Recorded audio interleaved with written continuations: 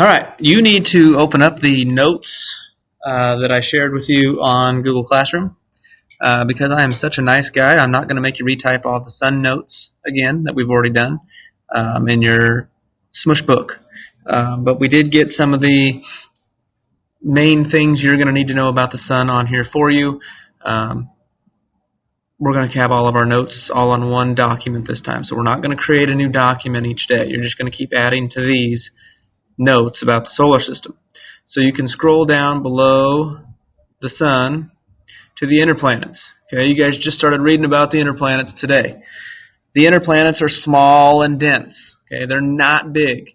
We'll see some images here later on as we get the outer planets in, just how small the inner planets are compared to the outer planets. They are tiny, and Earth is included in that. Okay, they're dense and they're rocky. Okay, they're also known as the terrestrial planets. You're going to hear that word a lot, terrestrial. That's because we live on one of those planets. Okay, that's why they're called terrestrial planets. So we're using terrestrial planets as another name for the inner planets. Many of the planets are filled with volcanoes, oceans. We're the only one with an ocean. Heat hot enough to melt lead, and atmospheres that leak into space. Okay, those are the inner planets. These are the things you need to be typing down. Remember that you can pause and rewind at any time if I go too fast for you to type. The first planet we read about today was Mercury. Okay, Mercury is the closest planet to the sun. The surface is full of craters and plains. Now, why do you think it's full of craters and plains? The craters are because things bump into it. They get asteroids and meteors and everything else running into it all the time. That's where the craters are coming from. It has little atmosphere, and what little atmosphere it does have, it leaks off into space. Okay, so it doesn't support oxygen or anything that people could live on, even if they could handle the temperatures, which we can't, because they are, as it says here, extreme. 430 degrees Celsius during the day, and then it goes to negative 170 degrees Celsius at night. That's a huge, huge change from day to night. It's made of a dense metal iron, and it has a very weak gravity, so it's not holding everything down like Earth does. It doesn't have as strong a gravity as Earth does, so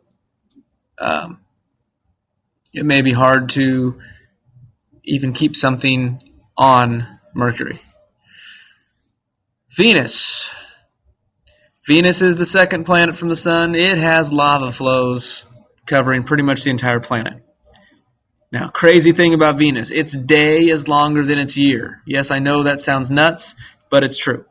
It takes 8 months for Venus to rotate one time completely around on its axis. It takes 7.5 months to go around the sun one time. So it gets around the sun before it rotates one time. So think about that for a second. We rotate one time, it takes 24 hours. That's one day. One day on Venus takes 8 months. Think about how long school would be if you have to stay here for 8 months and then come back the next day and do another 8 months. Crazy. It rotates in the opposite direction. Okay? It rotates completely opposite of all the other planets. Now, there are some theories on that. Some think that it's just because that's just the way it happened to be. Others think that there's a big meteor that hit it and was so big that it caused it to not only stop turning in the normal direction like all the other planets, but then make it start rotating the other way. And maybe that's why it's so slow to get one day in, is because it was stopped and then made to go the other way, and there wasn't enough speed left after that impact stopped it to make it go quickly the other way. So maybe that's why it goes slow. That's a theory. Nobody knows for sure. It is the hottest planet. Now, you might ask, why is it the hottest planet? It's not closest to the sun. Mercury should be the hottest planet. It's because those thick clouds. It traps in the heat. Okay, the thick clouds trap in that heat, and it doesn't let it out. Now, we're getting into winter right now, so think about when we started getting snow on the ground, and we have a night where It's super clear. You can see every star in the sky. That's going to be a lot colder night on Earth than it is when it's super cloudy at night. Because those super cloudy nights keep what little heat we had from the winter day here. When it's clear, that heat can escape. Because remember, heat rises, so it's going to escape through the clouds, through the atmosphere, and it's going to be a lot colder night when there's no clouds.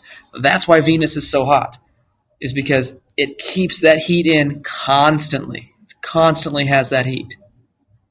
All right, make sure you have everything typed down. Rewind this, go back, get everything typed in that you need to have. We're going to do Earth and Mars tomorrow. Continue it on this document. Keep all of your notes on this one document.